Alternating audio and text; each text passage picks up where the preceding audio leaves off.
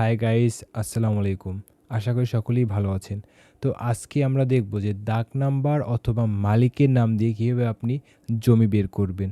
এজন্য আমরা সরাসরি চলে যাব আমাদের কম্পিউটার অথবা ফোনের যে কোনো একটি ব্রাউজারে।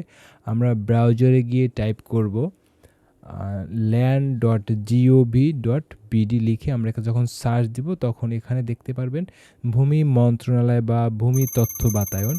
তো এখান থেকে আমরা যখন সাইটটি ওপেন করে নেব তারপরে দেখতে পাবেন ভূমি রেকর্ড ম্যাপ।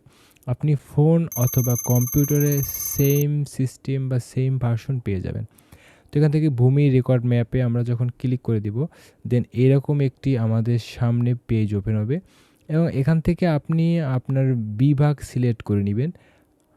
যেমন আমার এখান থেকে বরিশাল বিভাগ এবং জেলাও কিন্তু আপনাকে এখান থেকে সিলেক্ট করে নিবে। এরপরে উপজেলা আপনি সিলেক্ট করে নেবেন এবং খতিয়ানের ধরন কিন্তু আপনাকে RS দিতে হবে। এরপর মৌজা, আপনি প্রতিটা খতিয়ানের উপরে কিন্তু মৌজা নাম্বার লেখা দেখতে পাবেন। তো ওখান থেকে আপনি মৌজা নাম্বারটা দেখে নেবেন। হ্যাঁ, তো এখান থেকে যেমন আমার মৌজা নাম্বারটা আমার মুখস্থ, তাই এখান থেকে আমি যেমন নাম্বার সার্চ দিছি তাই চলে এসেছে।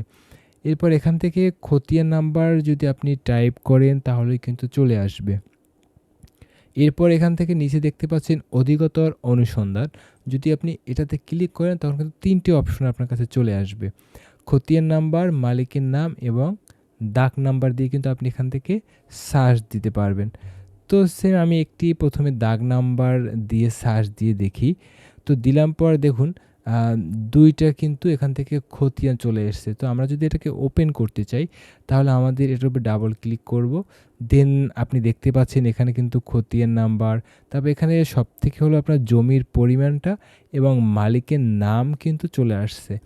তো আপনি যদি চান যে মালিকের নাম সার্চ দিয়েও জমি বের করতে, তাহলে আপনি একটা কাজ করবেন, এখান থেকে অধিকতর অনুসন্ধানে যাবেন এবং মালিকের নাম এখান থেকে দিবেন। এরপর এখান থেকে যখন খুঁজুনি ক্লিক করবেন তখন কিন্তু এই যে দেখুন নামটি চলে আসছে, ডাবল ক্লিক করবেন, সেম একই অপশন। তো এখান থেকে আপনি এটা খতিয়ান এই যে এখান থেকে আপনি সেভ করে নিতে পারবেন। দেন আপনি যদি চান এটাকে ডাউনলোড করতে তাও করতে পারবেন। তো ভিডিওটা যদি ভালো লেগে থাকে তাহলে অবশ্যই লাইক করে দিবেন এবং সাবস্ক্রাইব করে আমাদের পাশেই থাকবেন। ধন্যবাদ।